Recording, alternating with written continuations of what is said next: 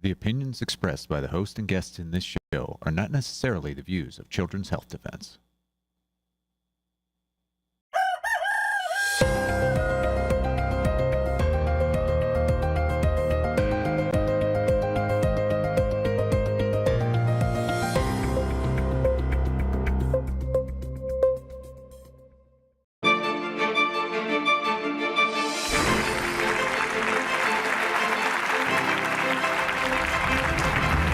The momentum is with this movement. We are at this moment of truth because of each and every one of you.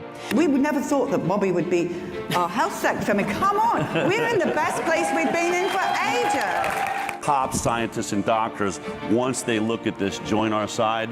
The genie's out of the bottle. It's not going back. Game over. We're going to win this. I know how many heroes are attending this conference. I know how long so many of those heroes have struggled. Coming to CHD was the best decision that I've made probably all year. It really is creating a community for people who have felt silenced. I'm a physician. I refer patients to Children's Health Defense every day. When they told me it was safe, I knew they were lying. And once you know they're lying and you start looking into those lies, wow, is that rabbit hole deep. And of course, it leads to the other vaccines too. When we have this irrational exuberance for anything in life, what is sacrificed is safety. And knowing what I know now, I find it astonishing that vaccination has been upheld as a normal part of life. They're not necessary, and every single one causes harm. We have got to take away the incentives the pediatricians are getting for vaccinating our kids. That has got to happen now. Personally, I think that Children's Health Defense is the leader in the health freedom movement, and the health freedom movement wouldn't be anywhere without it. I think it's such a necessary organization. I'm just really happy you're doing what you're doing, and I'm thrilled that this is such a big sold-out conference. Be proactive and recognize the possibility that we can make children well again outside the Western medical paradigm of problem, reaction, solution. I think what they're doing, especially to give a voice to autistic non-speakers, is really incredible. What would you like the world to know about what it is to be a non-speaker? She spelled, it's like a Commodore 64 trying to run a Unix command. I also want everyone to know I started a frat for non-speakers. Let me know if you want to rush. I'm really grateful to Children's Health Defense, Mary Holland, and the whole crew. I've learned so much. I've been able to help protect my family, my community. We, the people, are waking up. We are taking back the systems that have destroyed, unfortunately, the population of this country. I don't want another Anthony Fauci to take the reins of government and fund this dangerous research. I have recommended charges to the Department of Justice that they charge him with lying to Congress and with destroying records. Courts follow culture, and the culture is changing. But we have had some really great victories, and we're putting the government, the federal government in particular, on notice that we're watching and that we're willing to rally together and marshal our forces and fight back. We're not going to take this crap lying down. Every single vaccine injury and death for the last 40 years can be blamed on HHS because they never did what they are mandated by Congress to do. This is the nation's leading conference. We're going to make sure that your children's health and everyone's health is great, and we're going to make America healthy again.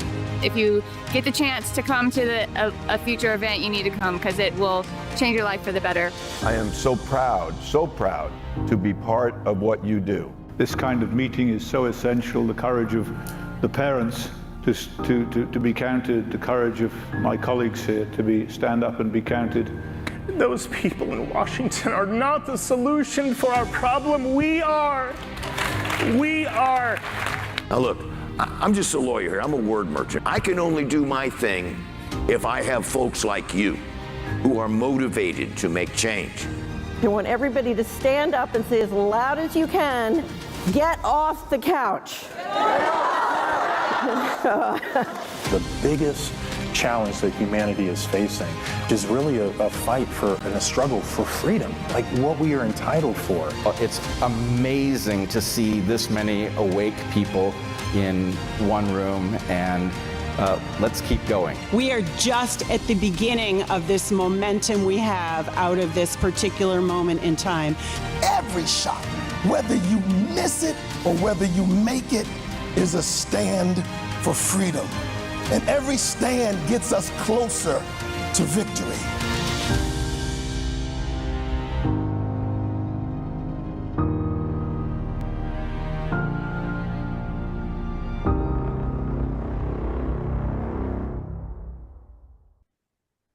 Wow. Chills watching that. I cannot believe we did that, Michael. Like, it feels like we were just there yesterday. I want to start by saying happy Thanksgiving to you. Happy Thanksgiving to everybody that's watching.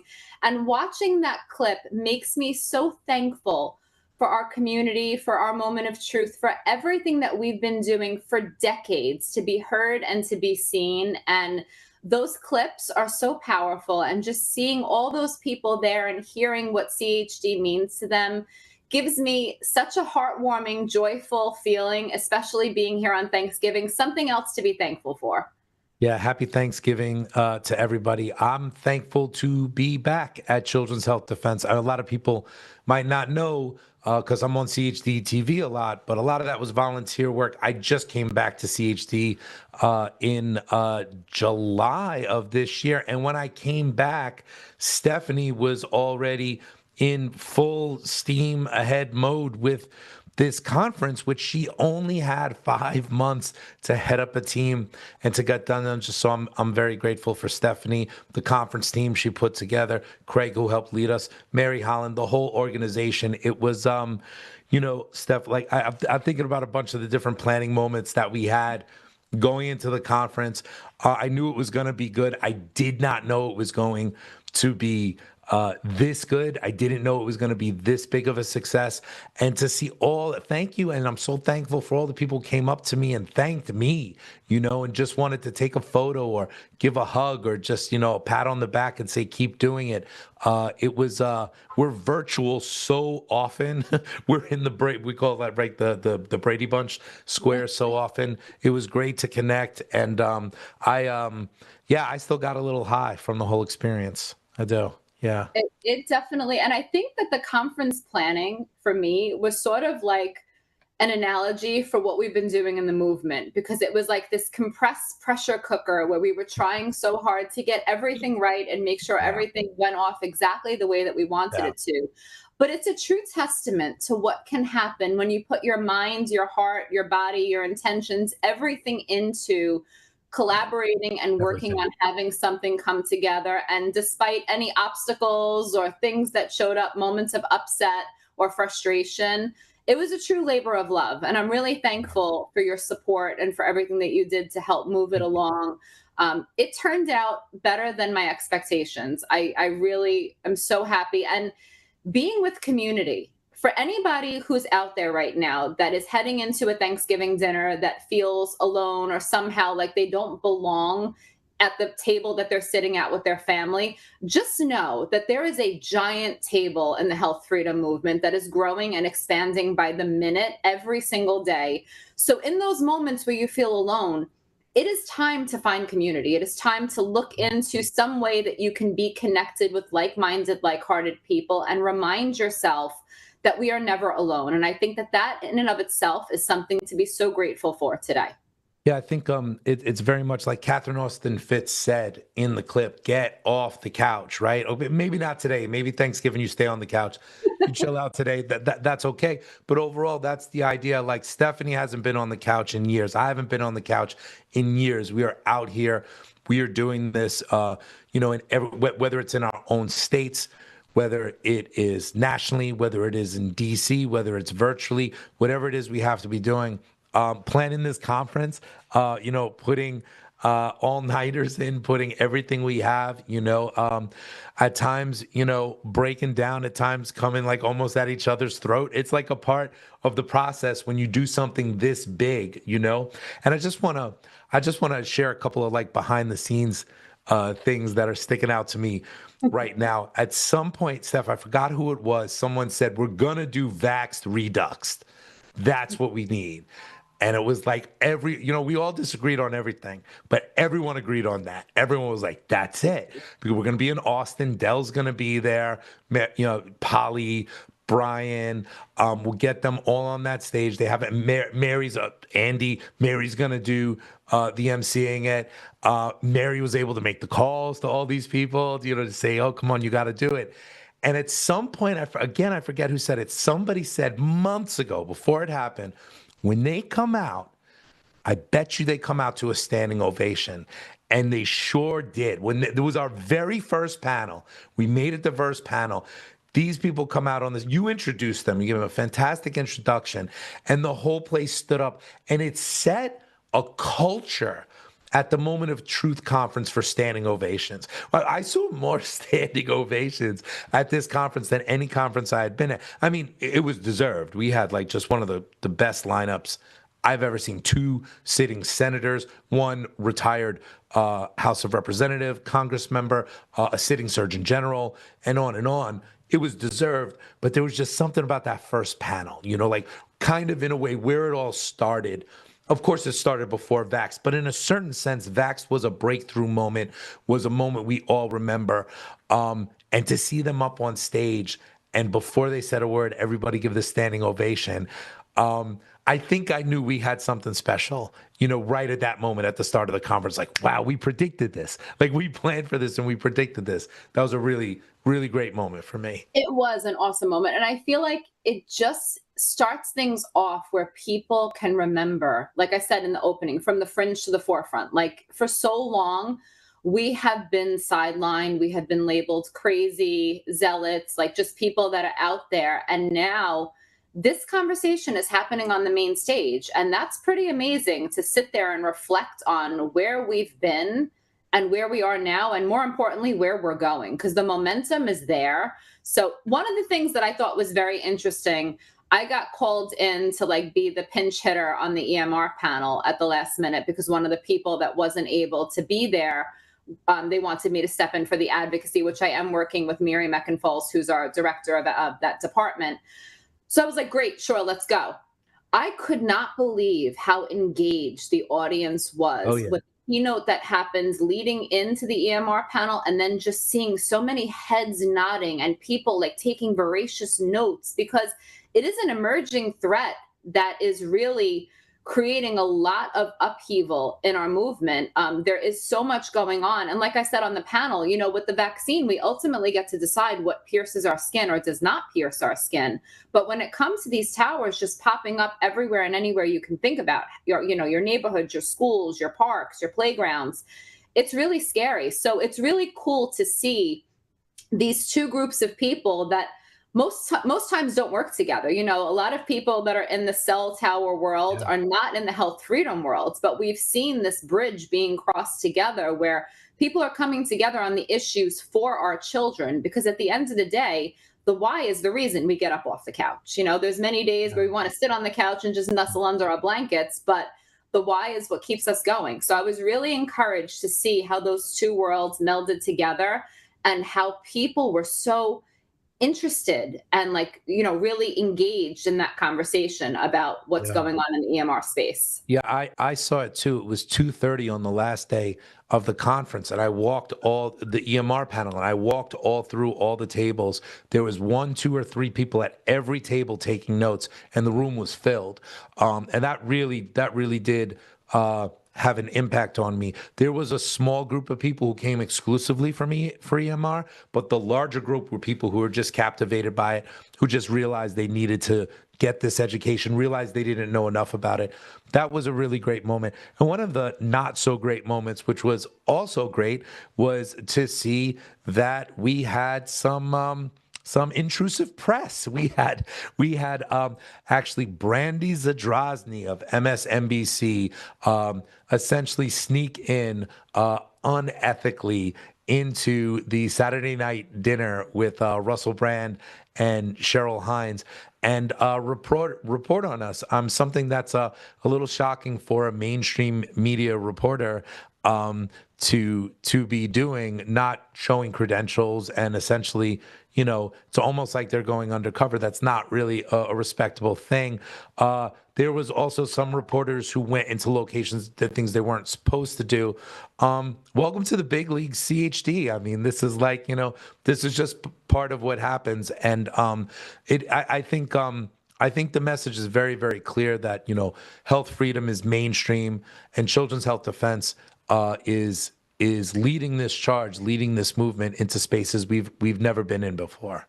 So yeah, when you say people coming in, I mean, that dinner, the fact that they had the nerve to just walk in unethically and not let people know that they were press, because we had very clear badges, Michael.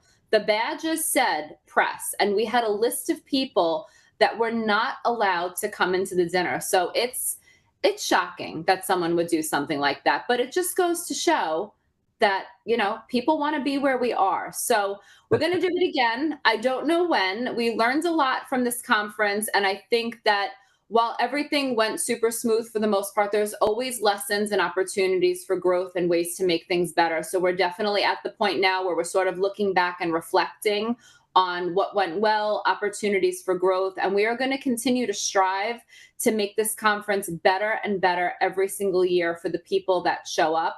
And the goal is always to educate people, to bring them further along that little ladder of advocacy that we're all climbing, and to create those connections in community. Because at the end of the day, that is the most important thing we can do to grow this movement. So we are so excited to welcome you back to, whether it's 2026 or 2027, to be continued. We will announce something soon. We're in conversations about what comes next. But as soon as we know, we will let you know. And we're so excited to see the three-dimensional versions, to get the hugs, to hear the stories, and to watch our community grow. So stay tuned for more. And thank you to everybody who showed up. The energy in that room was a co-creation of each and every person who sat in those chairs, who listened attentively, who gave hugs, and who was just so immersed in everything that was happening up on that stage. So we couldn't be more excited to do it again. I don't want to forget to mention, we know after Thanksgiving, Black Friday is a thing, and CHD is going to be having a sale on many of our merchandise items. So for the holiday season, be sure to check out our store, Shop for the Cause, chdstore.org. Check out all the items on sale, apparel. We have books on sale, DVDs, so you can give the gift of truth this holiday season. And everyone, stay tuned. We have a new movie from the Joan Shenton collection, AZT, Cause for Concern.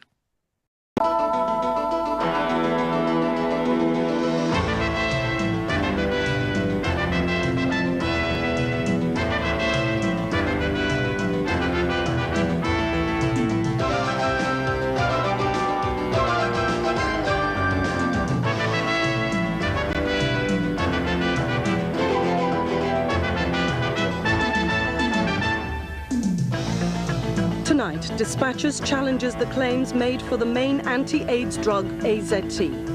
In America later this evening, the results of a new study of life expectancy for those on the drug will be published. Those results will throw new doubt on the effectiveness of AZT. Tonight's Dispatch is the third on the subject of AIDS. As before, the program's advice is clear. No one should alter medication without consulting a doctor, still less on the basis of a television program. But the role of tonight's Dispatch is to examine the evidence. It will argue that in this country, the Wellcome Foundation, the manufacturers, are making false and misleading claims about the drug and could be in breach of the law.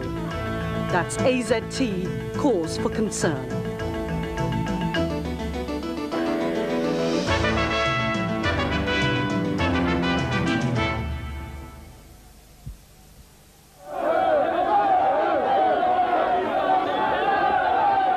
In May 1990, the American AIDS activist group ACT UP organized a demonstration outside the National Institutes of Health in Maryland.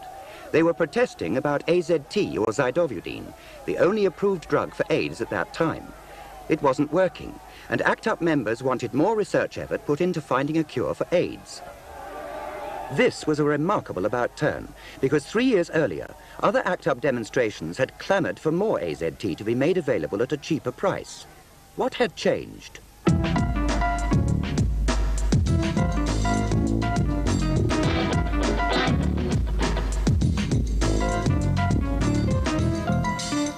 For several years, the rock magazine Spin has run an AIDS column.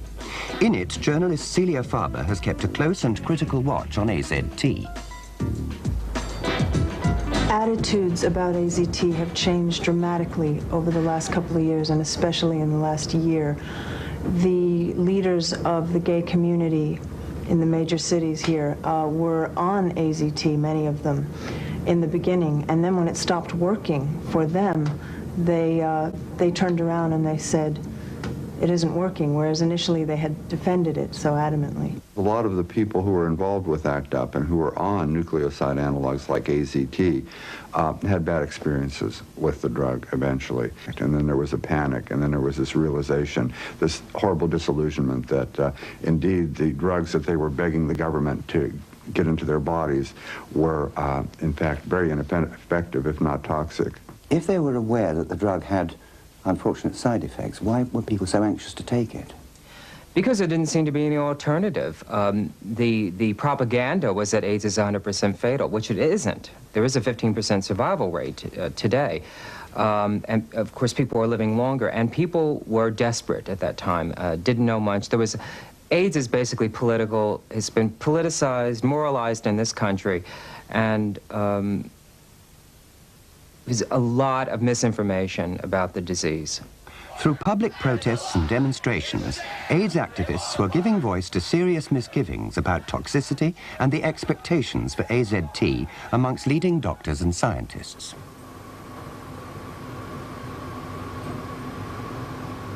I think the central fact is that despite 5 years of AZT in trials and 4 on the open market, people keep dying in large numbers, and hence it is clearly not as wonderful a drug or a lifesaver as it is made out.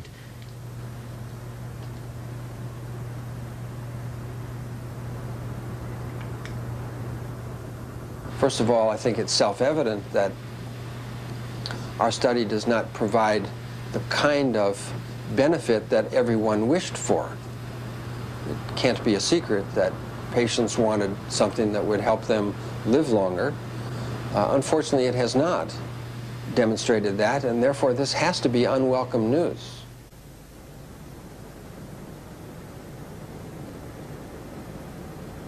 Well, the effect of AZT on body cells as a whole is very deleterious because it prevents cells from replicating. There's a second point, in that cells that may survive AZT may themselves become cancerous. So there's a double danger for AZT the way I see it.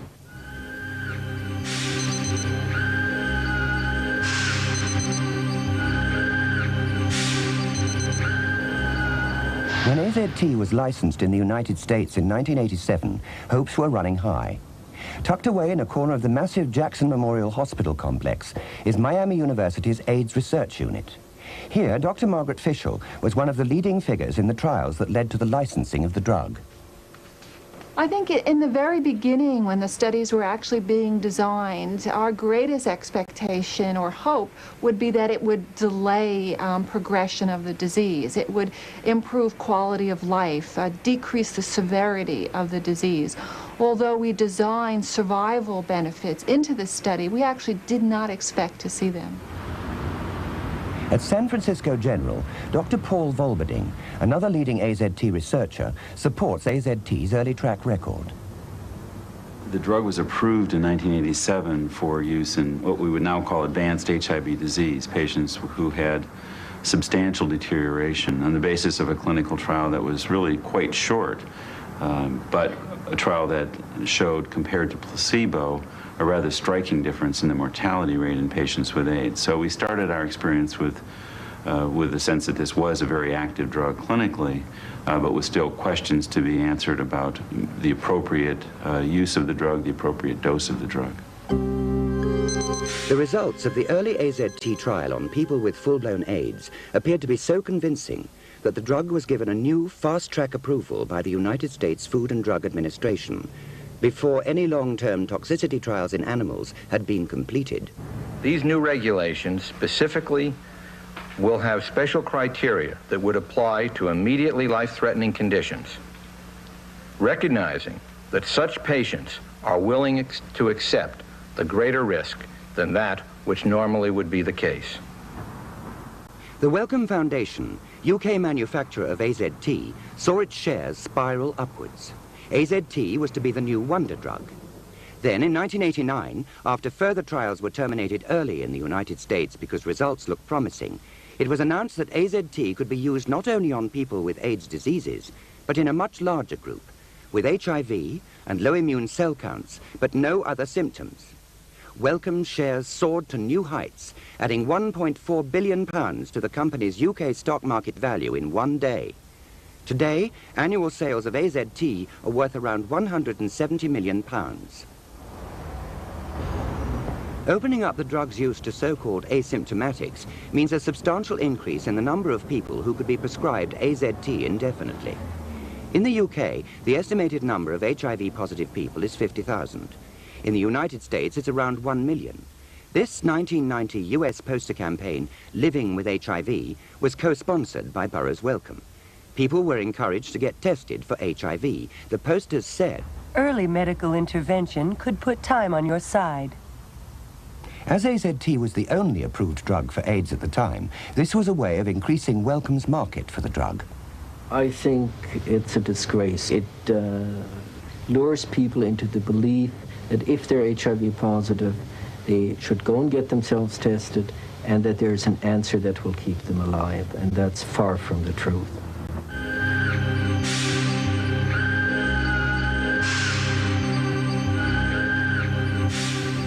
More and more people with no symptoms of AIDS, but who have HIV and a low immune cell or T-cell count, are being drawn into AZT studies. The Concord trial, based here at the Middlesex Hospital and at the Brompton Hospital in London, involves some 3,000 British and French participants with HIV, but no AIDS symptoms. In October last year, a progress meeting was held at the Terence Higgins Trust. We were barred, but an amateur recording has been handed to us. Professor Ian Weller, chairman of the Concord Trial Working Party, argued the case for continuing the trial. It seems to me that the Data and Safety Monitoring Committee feel very comfortable in allowing this study to proceed into what I think is new territory. And my feeling is that it's that territory that most patients and physicians are interested in. That is, if there is benefit, is it maintained, or will it wear off? In which case we may cause more harm than good. Professor Weller said that the monitoring committee found no clear evidence on which to base new recommendations for clinical practice, and that the trial into AZT or zidovudine would continue for a further 7 months. He also said, my feeling is that this is the only chance that anyone will have of sorting out the uncertainty that I think is at the basis of some of the frustration. That is, whether it is better in the mid to long term, rather than short term, to give zidovudine early, or rather leave it to a later stage of infection. Early intervention does make biological sense, but the question, the pragmatic question, the practical question is, do we have the right tool?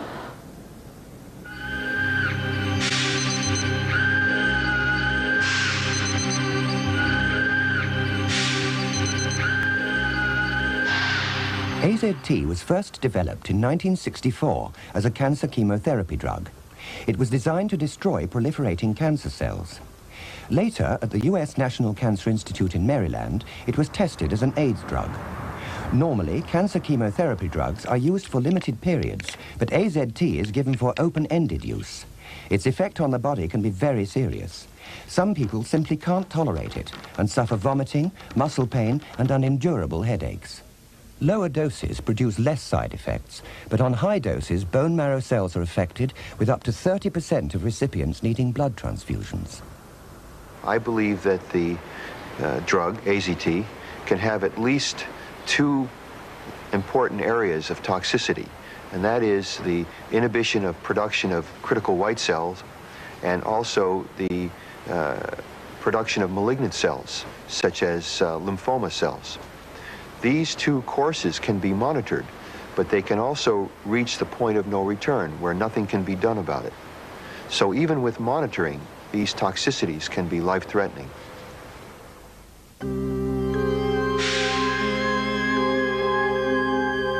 Although the effects of AZT, also called by its generic name zidovudine, are listed in Wellcome's US and UK information sheets for doctors, their promotional leaflet for doctors and the public in the UK makes some startling claims about AZT's safety and efficacy.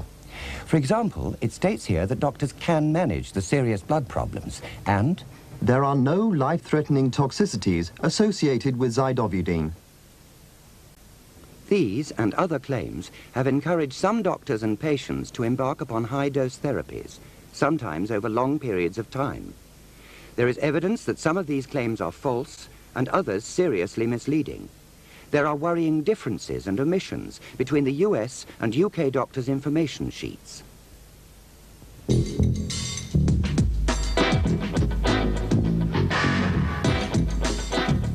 Before a drug is licensed for use, it normally has to undergo animal toxicity studies and clinical trials in humans. No long-term animal studies were completed when AZT was licensed. The clinical studies in humans called Phase 2, which led to the licensing of AZT, were financed by Wellcome. They were presented as complying with the only reliable scientific test for a drug, double-blind studies, and published in the New England Journal of Medicine in July 1987. In this type of trial, one group is given the drug and the other a placebo or a dummy tablet. Neither the volunteers nor their doctors should know who is getting what, in order to eliminate any bias in expectation of what a particular treatment or no treatment may do. This is called blinding. In this document, Wellcome claims that none of the volunteers or the clinicians involved knew who had received placebo and who had received the active drug. We have the following evidence that the trials became unblinded early on. This internal document from the Food and Drug Administration, the US authority that licensed the drug, was obtained through the Freedom of Information procedure. Dr. Ellen Cooper, in reviewing the AZT data, writes, "The fact that the treatment groups unblinded themselves early could have resulted in bias in the workup of patients." If the FDA knew this, then Wellcome would have been incompetent not to know.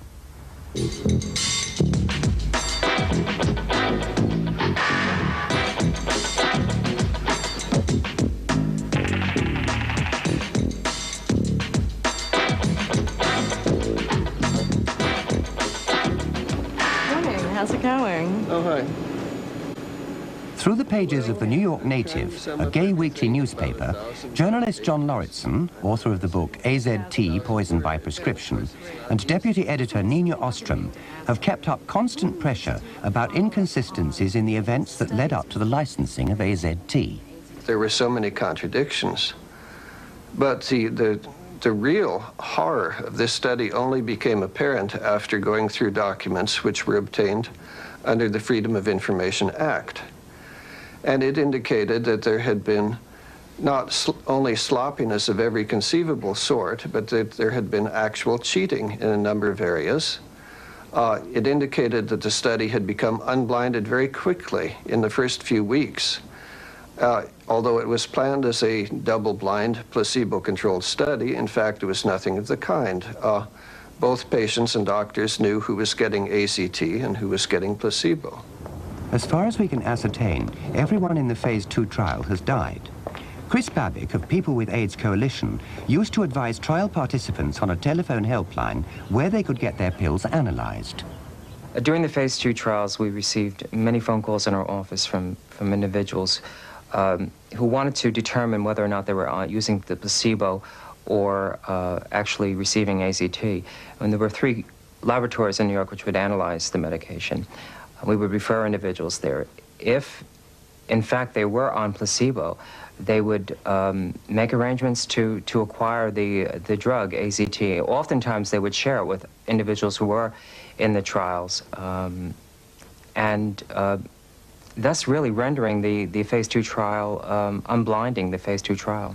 Dr. Michael Lang helped run one of the trial centers. I don't think they were really blinded because when you take AZT, your red blood cells increase in size, and this happens after 2 to 3 weeks. And you can notice that on an ordinary blood count. And since blood counts were monitored and the information fed back to patients, this information was available to the investigators. Well, I don't think it's completely true that the trial was unblinded. There, in retrospect, are ways that we could have known who was taking the drug. The drug causes the red blood cells, for example, to enlarge in size, but that wasn't really known at the time. And so I think that trial was, in fact, quite well blinded. Did you know that the phase 2 trial became unblinded early on in the study? Oh, I don't think it became unblinded. I think that's, fanfare and does incredible misjustice to that trial. Did we know that or suspect that some of the patients were on AZT? Of course. When you say unblinding, I mean, you assume that the whole study is unblinded, that both patients and physicians know exactly what they're on. And that typically does not happen in most clinical trials. Are patients suspicious sometimes of what they're on? Yes. Do they necessarily change their behavior because of that? No. Do physicians or nurses that care for patients in blinded studies sometimes suspect what the patient is on? Yes. Does that necessarily change their behavior in the conduct of a trial? No. They typically will proceed with the conduct of the trial as it is outlined. Well, one could argue over how much of an effect it would have for a study to become unblinded. Certainly all kinds of biases are possible. It could be everything from the psychological effect on the patient to the way that the doctor managed it. But certainly the gold standard of drug testing is a double-blind placebo-controlled study. And most importantly, if the study was not blinded, it is dishonest to describe it as being a blind study. And to this very day, the advocates of AZT continue to say that this was a double-blind study, when it was certainly nothing of the sort. We would like to have put some questions to the Burroughs Wellcome Company based here in Raleigh, North Carolina. Wellcome financed the phase 2 trials that led to the fast-track approval of AZT. They declined our invitation to be interviewed.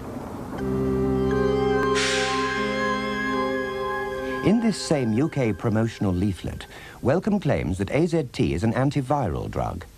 The leaflet gives the impression that AZT can target the HIV virus without killing cells.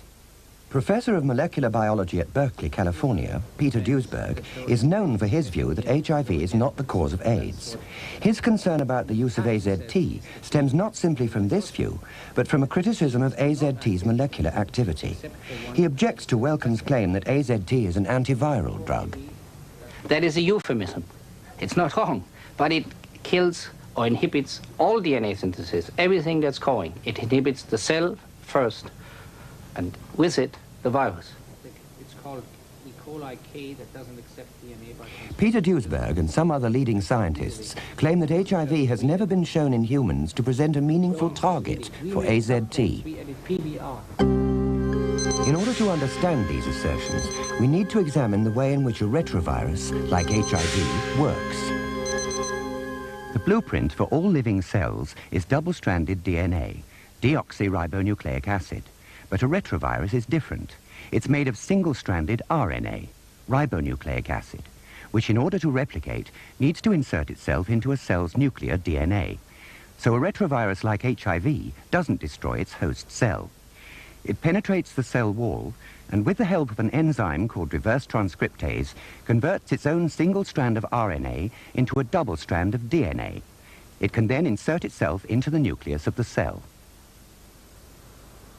The fundamental life-giving process of cell regeneration depends on DNA, which is made up of 4 building blocks which slot together. One of these is called thymidine. AZT is a copy or analog of thymidine, which when it attaches itself to the viral DNA chain, stops it, because nothing else can attach itself. Some scientists claim that whether a cell is infected with HIV or not, AZT terminates the DNA chain, stopping more DNA from being formed. It inhibits the replication or duplication of DNA and thereby prevents the cell itself from duplicating. Wellcome claims that AZT can target HIV and delay symptoms of AIDS in people who are HIV positive by inhibiting HIV when reverse transcription takes place. Once it enters that cell, the drug has to undergo a transformation so it becomes active. And then it actually prevents the virus from getting into the genetic makeup of a cell and infecting that cell. But Duisberg maintains that AZT can't prevent the virus from infecting that cell without killing it and others as well. In people who are given AZT, healthy or sick, only 1 in 500 cells is ever infected by HIV. That is to say, in order to kill that one infected cell, AZT will have to kill 500 normal cells, good cells, that people, particularly with AIDS, desperately need to survive. And healthy people need it too. It is like trying to kill the one terrorist in a city like Berkeley of 200,000 by putting poison in the tap water. You may get the terrorist, but you will get most of the other people as well. But does AZT have a viral target at all? Peter Duisberg maintains that once a person has developed antibodies to HIV, HIV becomes inactive, and there's essentially no more reverse transcription going on for AZT to target. There's no evidence for it. It's not detectable, and the numbers of infected cells remain the same. It remains very low and remains constant, which is direct proof that further infection is not taking place. Further infection depends on reverse transcription. Dr. Harvey Bialy supports this view. He is research editor of Biotechnology, sister to the science journal Nature. In this interview, he is expressing his personal views. The majority of the time that a person is infected with HIV, there is essentially no reverse transcriptase activity that can be detected. So it is really beyond me how a drug that is claimed to inhibit the reverse transcription of the virus, inhibit virus replication, can be a suitable agent for treating AIDS, or even, for that matter, for treating HIV infection, since the immune system does a very good job of keeping the virus replication at undetectable levels.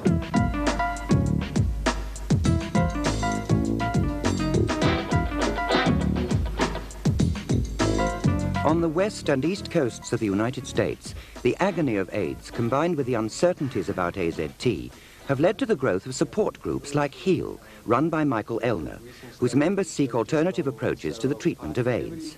HEAL helps people who are suffering side effects come off AZT. They're scared. They know that they don't like the way that they feel.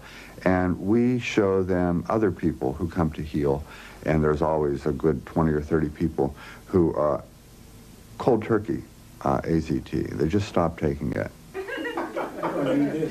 Cliff Goodman has been HIV positive for 4 years. Would you take AZT?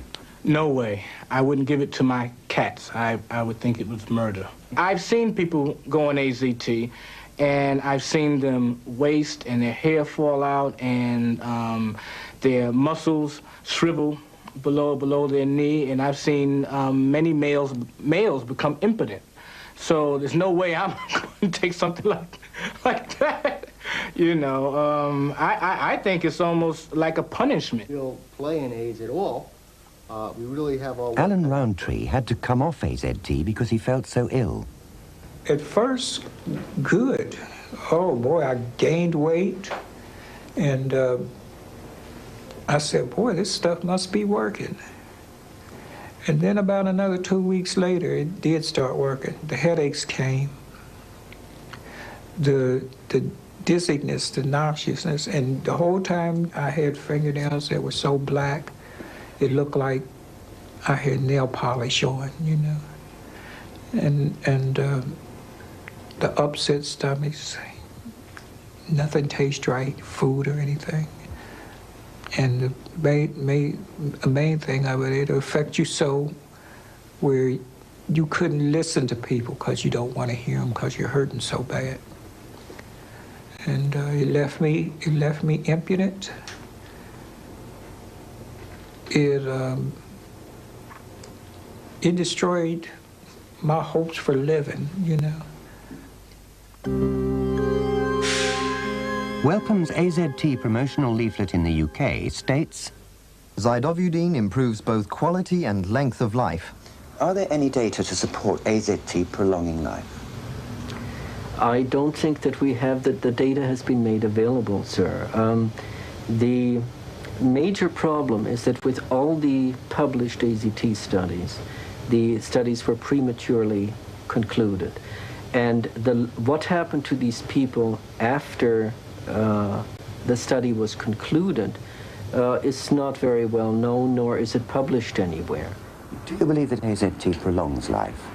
In patients that have advanced disease, yes. That has been shown in numerous studies. When used early, when patients are still asymptomatic, have no symptoms, or they have minimal symptoms and their immune system is not severely damaged, there we know that AZT prevents or delays the occurrence of AIDS, which we felt in the United States was the most important thing to look for. The claim is made that AZT extends life, and yet most of the belief that it does are based on the phase 2 trials, which, as I just said, were seriously flawed, utterly worthless. Other studies used to claim benefits for AZT range all the way from tiny little studies of uncontrolled patients, 5 or 6 here or there, which are really nothing better than anecdotes. Dr. John Hamilton at the Veterans Administration Medical Center in North Carolina is co-chair of one of the longest completed AZT studies, published in a leading American medical journal this week. The drug was given to 338 patients. One group early in the disease, and another when their immune cell count fell below 200. He believes that AZT should be given to people in the latter stages of the disease, but is less certain about giving AZT to people early in the disease. The results of the trial demonstrated that patients on early therapy had a delay in the progression to AIDS. However, there was no difference in survival comparing one group with the other. That is, the same number of individuals died in each group, and the time at which they died was the same. Individual people differ greatly in the way they react to drugs, and there's no way of knowing who will suffer severe side effects or tolerate the drug well. Jim Pruitt lives in Miami. He suffered AIDS symptoms since 1986 and took high doses of AZT for a year.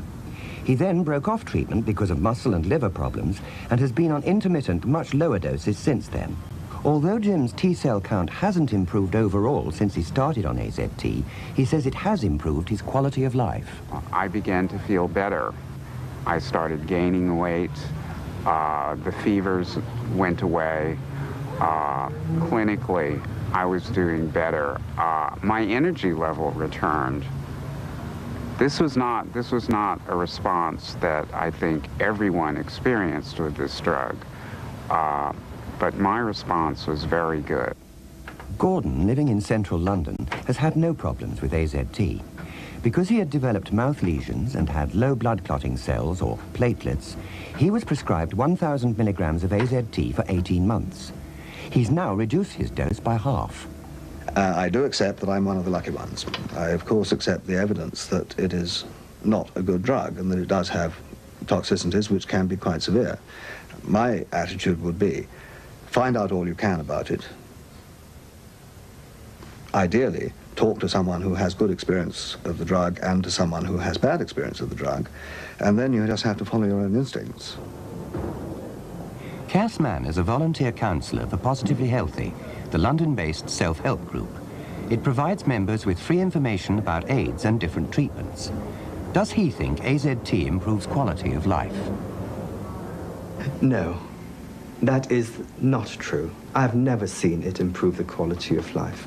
Certainly when people begin the drug, they begin with the best possible motive and expectation. But after periods of time, there are of course people who claim it does, but I've known no one who's been on it for an extended period who would claim that. There has been no formal demonstration of improvement in quality of life. It was assumed that the delay in progression to AIDS would translate into an improved quality of life because it seemed logical and made sense. In fact, the only study that has been done on this point and published, to my knowledge, has failed to demonstrate an improvement in quality of life. In the UK UK and US doctors' reference books, there are marked differences in the entries about AZT under its brand name Retrovir. For example, in the US entry, there is a section called Information for Patients. There is no such helpful section in the UK datasheet compendium. In this US section, it states that patients should be informed that the drug has been studied for limited periods of time and that long-term safety and efficacy are not known.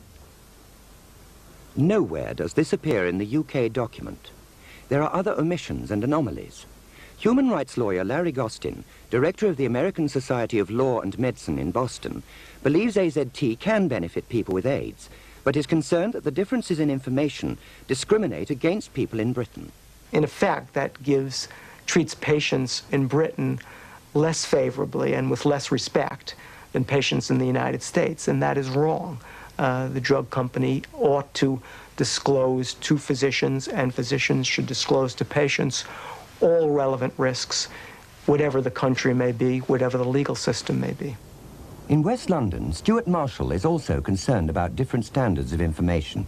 He's a trustee of Positively Healthy. He knows he's been HIV positive for 8.5 years and has always resisted pressure to take AZT. His immune cell or T-cell count has quadrupled over the last 4 years and is now between 500 and 600. When I was offered AZT, I was told nothing at all about side effects. I knew a lot about the side effects because of having a lot of information from America about it. And it's really my opinion, based on a lot of personal experiences, that people are still not being told about the side effects properly. And therefore, I don't think they're able to make a proper informed decision about whether they should take the drug or not.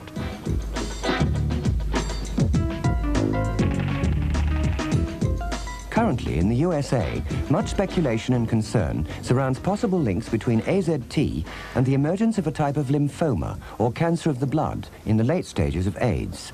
This FDA internal document, describing mutating human cells in an AZT laboratory experiment, says, "This behavior is characteristic of tumor cells and suggests that AZT may be a potential carcinogen."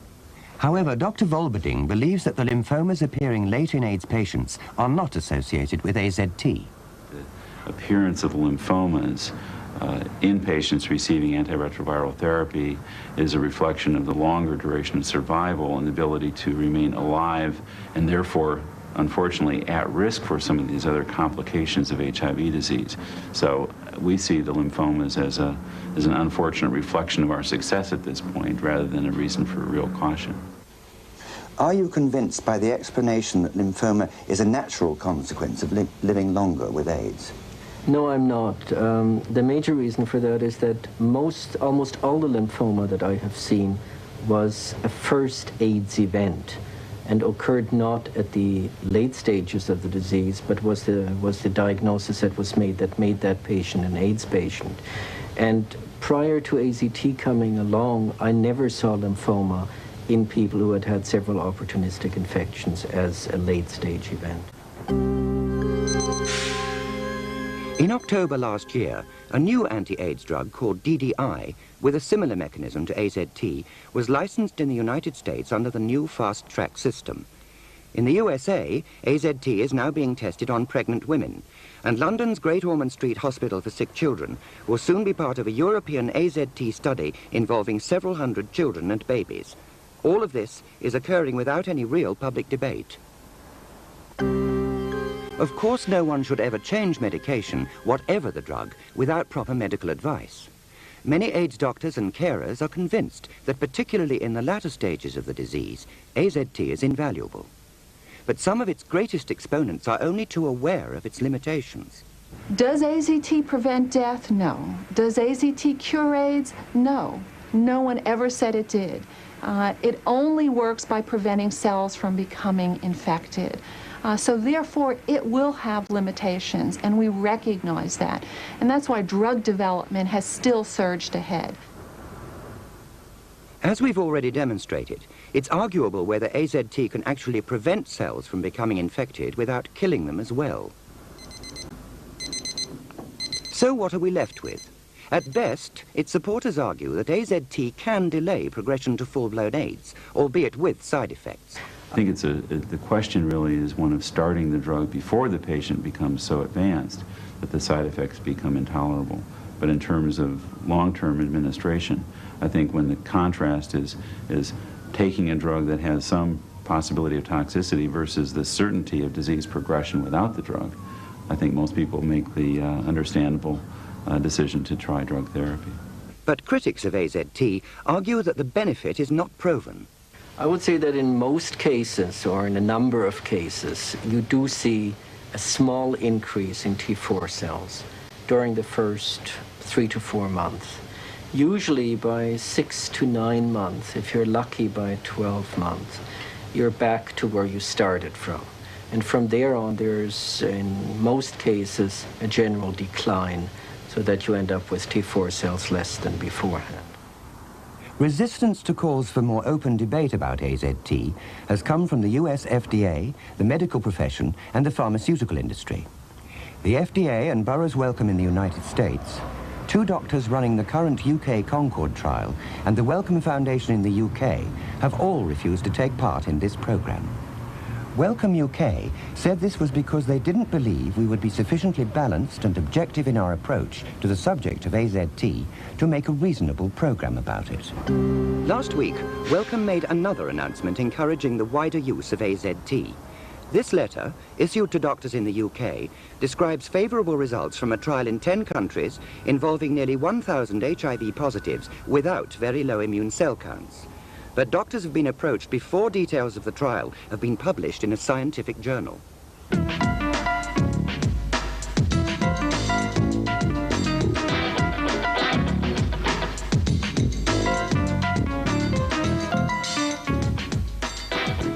In the UK, there has been negligible coverage of the issues surrounding AZT. In the USA, however, more voices have been raised. Florida's Miami Herald has kept up a spirited attack on the AZT establishment through journalist Eleanor Burkitt. The reaction almost universally in the research community and the patient community was hysteria. There was a tremendous sense that I think has happened to journalists all over the world, that by writing such an article, I was being socially irresponsible because I was going to make a group of very sick people stop taking their medication. The fundamental truth of the American research establishment is that the scientific community feels that it shouldn't have to answer to the rest of us. So the notion that a non-scientist would go in and question the research that they used, the accuracy of their data, and the truth of their interpretation provoked a tremendous controversy throughout the research establishment. I think there's a terrific arrogance. I think there's always been an arrogance on the part of the medical establishment. They believe themselves to be, to know everything, and once they've made up their minds about something, they're very unwilling to change it. Dispatches has been advised by leading counsel that the false and misleading claims about AZT described in this program could amount to a breach of the Medicines Act, which, if successfully prosecuted, would constitute a criminal offence. Dispatches is sending a dossier of relevant information to the Medicines Control Agency at the Department of Health.